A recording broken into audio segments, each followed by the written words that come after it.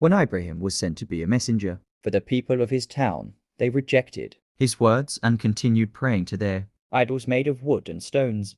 Once there was an annual festival in the town where the king went out with all his people to celebrate. The prophet then went to the temple to demolish all the idols except for the largest one. When they found out about what happened, they wanted to punish him by burning him alive in a fire. It is related that when the prophet was thrown into the fire, he invoked supplications and made dua to Allah. Then came the command from God. The blazing fire instantly lost its heat, and no harm came to him, and he came out of the pit untouched by the fire. Hasbunallahu wa ni'mal wakil. Sufficient for us is Allah, and He is the best disposer of affairs. Surat Al-Imran 173.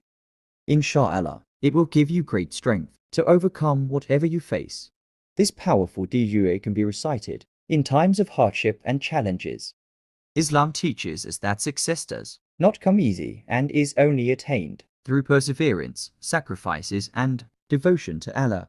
Only Allah is sufficient for us, and we should seek His grace and mercy after we have done our best to face all the challenges of life.